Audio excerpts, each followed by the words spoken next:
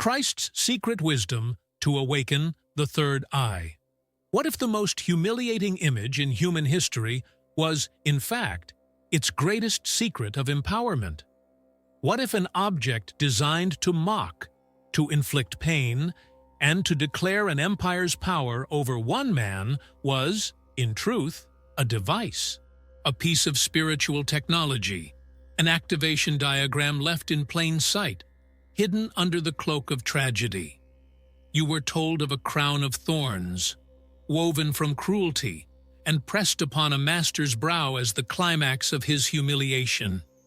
You were asked to feel pity, to meditate on the suffering, to see in it the ultimate symbol of a suffering king's sacrifice.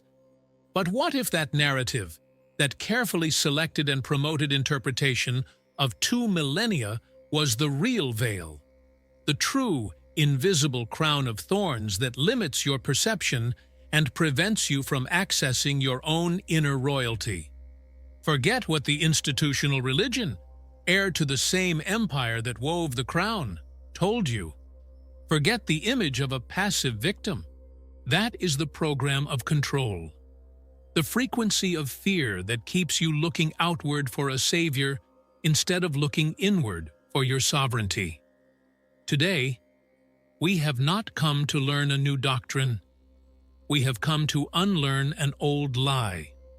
We have come to remember, to decipher the code of one of the most misunderstood acts of spiritual rebellion. What no one told you about the crown of thorns is that it was not an instrument of mockery, but a device for neurological activation. The secret wisdom of Christ is not about his death, but about his method. And that crown was a public demonstration, a radical initiation on how to use conscious pressure to pierce the veil of the ego, overload the circuits of the logical mind, and force open the inner vision. This is not a historical tale. It is an instruction manual for your own pineal gland. It is the map to awaken your third eye. Are you, seeking soul, ready to stop looking at the symbol with pity and start using it as the key it has always been? Part 1. The crown of mockery as the veil of external power. Let us begin on the stage of illusion with the narrative you were sold. The scene is visceral, designed to shock and to teach a lesson of power. Roman soldiers, the brute agents of an empire that understood dominion only through force, weave a thorny branch into a makeshift crown. The gesture is pure scorn. They heard this man was the King of the Jews, a title that, to their literal minds, meant a pretender to an earthly throne, a threat, however pathetic, to Caesar's hegemony. So, they enact a parody of a coronation. They place a purple robe on him, the symbol of imperial royalty, and press the crown of thorns onto his head, laughing at their own cruelty. Every drop of blood that trickles down is, for them, proof of their victory, of the triumph of brute force over spiritual claim. "Phui! Hail! King of the Jews!" they shout, and the echo of that mockery reverberates through history. The religion that followed, orchestrated by Constantine and the councils that came after, saw a golden opportunity in this image. They took this symbol of humiliation and turned it into a pillar of their theology. The message was subtly altered, but the objective remained the same: control. The crown of thorns became the emblem of the suffering king, the symbol of God's ultimate sacrifice to pay a debt they themselves convinced you that you had. "Look at this suffering," they said. "Feel guilty for your sinful existence. Be grateful that he endured this for you." And so, power shifted from an empire of swords to an empire of crosses, but the dynamic of control remained intact. Your salvation, your dignity, your connection to the divine were all externalized. They were dependent on a historical event of pain, mediated by an institution that proclaimed itself the sole guardian of its meaning. This narrative is a powerful anchor. It locks your consciousness into the frequency of pity, sadness, and powerlessness. By looking at the image of a master crowned with thorns, you are programmed to feel empathy for his pain, but not to recognize his power. It is a brilliant spiritual trap. It keeps you focused on the drama of the flesh, not the purpose of the consciousness. It keeps you in the position of a spectator to a sacrifice, rather than a student of a demonstration. This interpretation builds an invisible prison around your mind, a mental crown of thorns made of limiting beliefs. I am small. I am flawed. Power is outside of me. Enlightenment requires unbearable suffering. Rome used thorns to declare its power over the body. The institutionalized religion used the story of the thorns to declare its power over your soul. In both cases, the message is the same. We define your reality. We hold the key to your connection with the divine. And that key is stained with blood and suffering. But this is only the surface layer. It is the distraction. Because beneath the mockery, beneath the pain, beneath the theology of sacrifice, a profound technology was being activated. And the soldiers' mockery was, ironically, the perfect camouflage for the most powerful initiation ever performed in public. Tanintiu Part 2. The neurological activation and the pineal gland portal now. Let us tear the veil of the superficial story and enter the engine room of consciousness. To understand what truly happened, we must unlearn Roman anatomy and remember sacred anatomy. The human head, for mystics of all traditions, is not just the center of the intellect. It is the throne of consciousness, the microcosm of the universe. Within the sacred geometry of our skull reside the most important portals to higher dimensions. The glands that serve as the interface between the world of spirit and the world of matter. And two of them, in particular, form the epicenter of this activation, the pineal gland and the pituitary gland. The pineal gland, a small, pine cone-shaped structure in the center of the brain, has been known for millennia in esoteric traditions as the third eye, the seat of the soul. The Egyptians depicted it as the Eye of Horus, the Hindus as the Ajna chakra. Philosophers like Descartes described it as the principal point of connection between the body and the soul. This gland is not just a biological vestige. It is a receiver and transmitter of frequencies. It is sensitive to light, regulates our sleep-wake cycles, and, in states of deep meditation or mystical experiences, is capable of producing substances like DMT, the spirit molecule, which allows us to access realities beyond the perception of the five senses. Beside it, the pituitary gland, the master gland, regulates the entire endocrine system, the hormonal orchestra that translates states of consciousness into bodily biochemistry. Together, they form the sacred marriage within, the alchemical union of the masculine and feminine energies that opens the door of perception. Now, reimagine the scene. The crown of thorns is not placed randomly. It is pressed onto the head, in a band that encircles the brow. The sharp, piercing thorns are not just tearing the skin. They are applying an extreme and intense form of acupressure to crucial energetic points and meridians that run across the skull. More importantly, the energetic field generated by this ring of pressure was directly stimulating, through resonance and neurological stimulation, the two most important portals of consciousness, the pineal and the pituitary. What the soldiers thought was an act of torture was, in fact, an act of forced activation. This was not about inflicting pain. It was about using pain as a tool to transcend pain itself. It was a technique to overload the nervous system, to create a shock so intense to the logical and reptilian brain that consciousness would be forced to withdraw from it. The ego, the mind that says, "I am this body," I am this pain, was being short-circuited. The pressure of the thorns was literally piercing the veil of the rational mind, the mind that keeps us trapped in the illusion of separation and linear time. It was a radical initiation, an explosion of inner light catalyzed by external pressure to deactivate the circuits of mundane thought and open the highway to cosmic consciousness. The Master on the cross was not passively suffering from the crown. He was using the crown. He was publicly demonstrating that the tools of oppression from the outer world can be transmuted into keys for the liberation of the inner world. And herein lies the secret wisdom for you, seeker. Your life, society, culture, your own limiting beliefs constantly construct an invisible crown of thorns around you.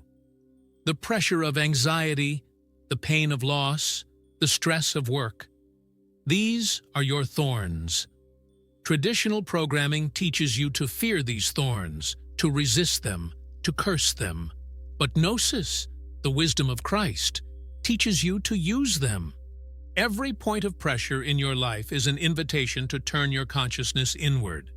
It is an opportunity to press against your own limited mind until it yields and opens to a vaster perception.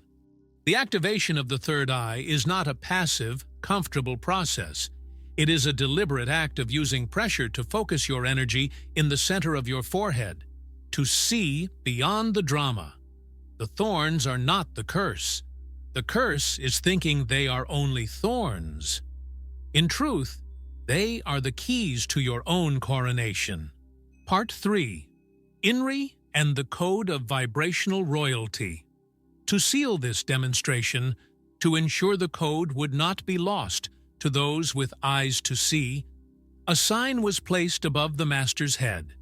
A plaque, written by order of the Roman governor Pontius Pilate, read INRI, the Latin acronym for Iesus Nazarenus, Rex Judaeorum, or Jesus of Nazareth, the King of the Jews.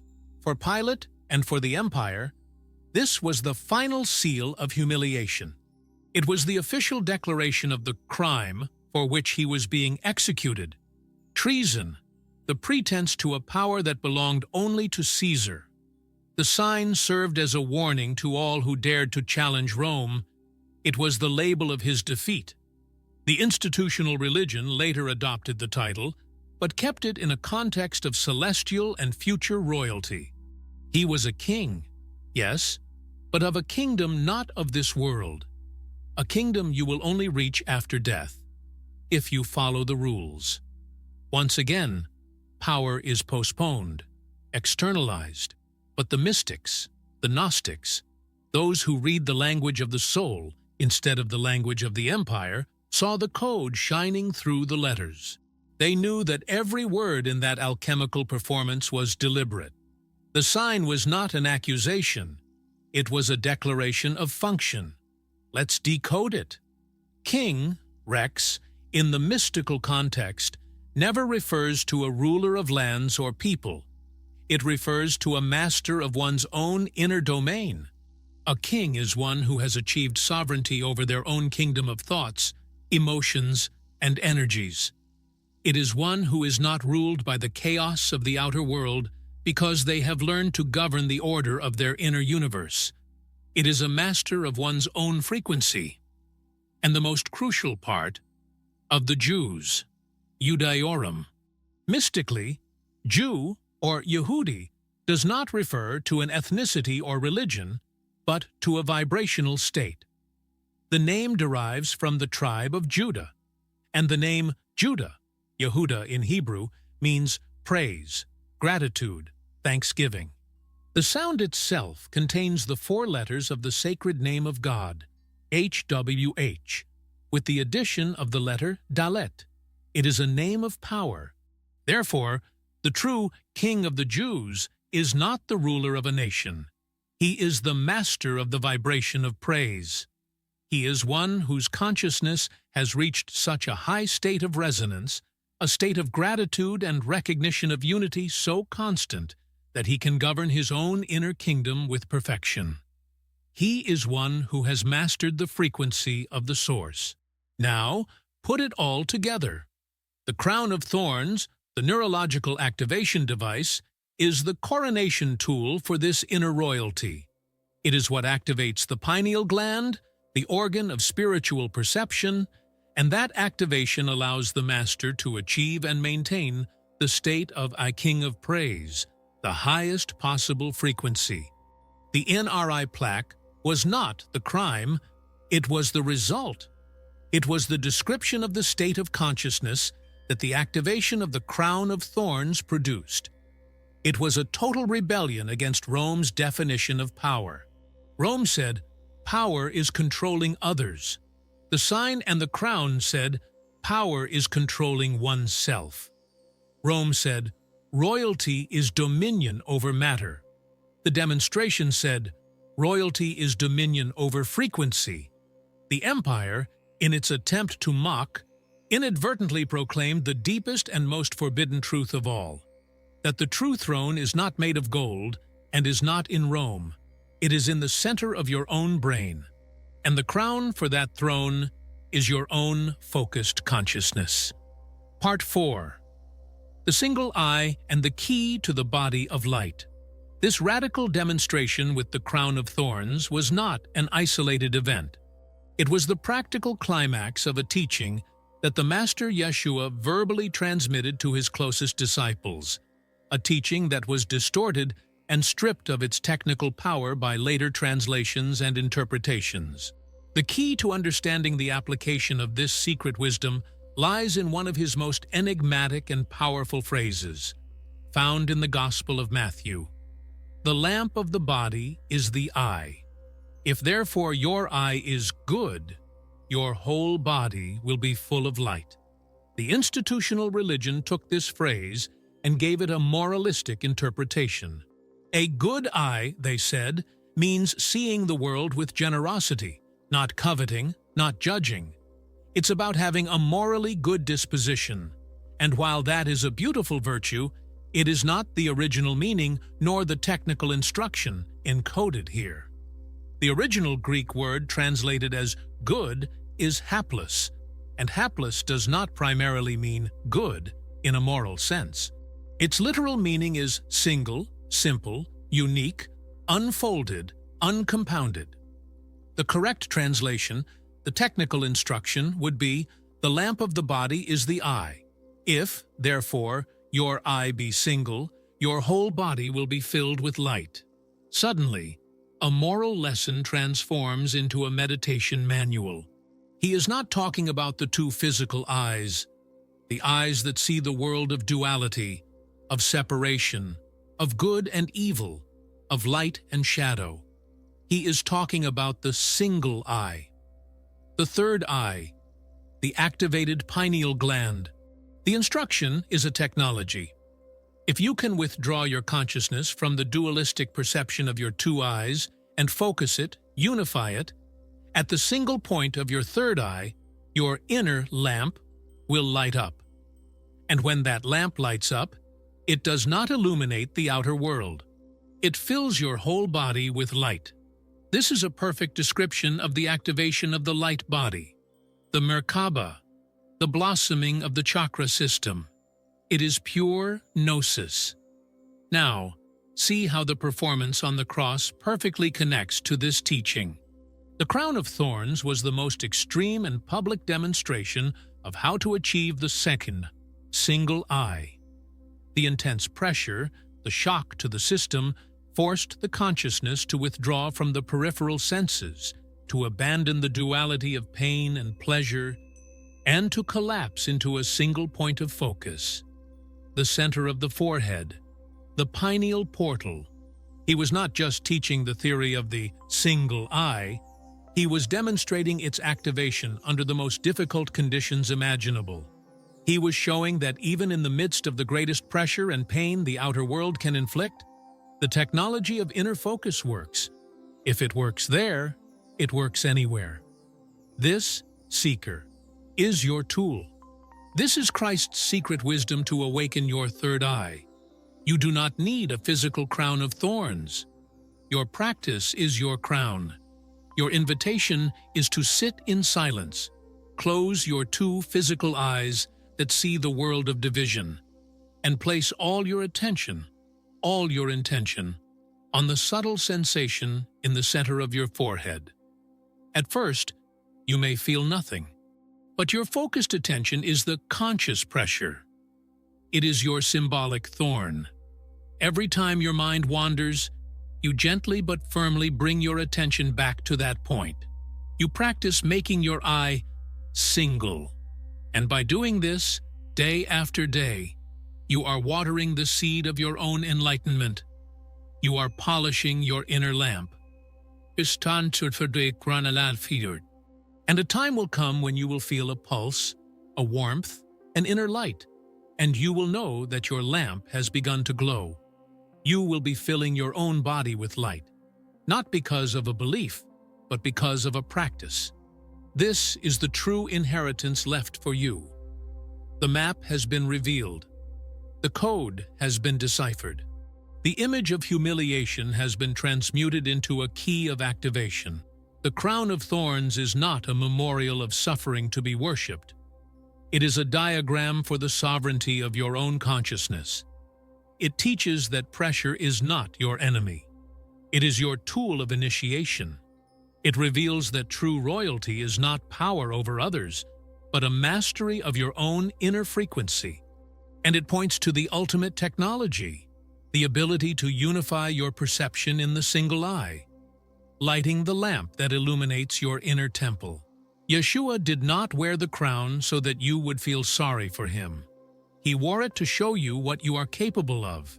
He did not demonstrate his divinity to separate himself from you, but to remind you of the divinity that resides, dormant, within you, waiting to be crowned. The power to tear the veil is not in a historical event. It is in your attention, here and now. Every challenge in your life is a thorn inviting you to focus. Every moment of chaos is an opportunity to find your center. Every breath is a chance to bring your energy to the portal between your eyebrows. You are the alchemist. Your consciousness is the laboratory. Your life is the great coronation. The time has come to stop being a spectator of history and to become the protagonist of your own ascension. The time has come to take the image of the suffering king off your wall and to activate the technology of the sovereign master in your heart and mind. If this message has resonated in the depths of your soul, if it has ignited a spark of remembrance, then anchor this activation. Go down to the comments section and declare your royalty. Write with intention, I activate my inner vision. Not as mere words, but as a decree, a command to your own cells, to the universe itself. By doing this, you join your voice to a growing choir of awakened souls who are rewriting the future of humanity, not based on fear and separation, but on power, unity, and inner sight. Send this signal to other seekers who need to remember their strength. Subscribe to keep this connection lit. Remember, the veil is thin, and the crown for your own kingdom is waiting for you. Activate it.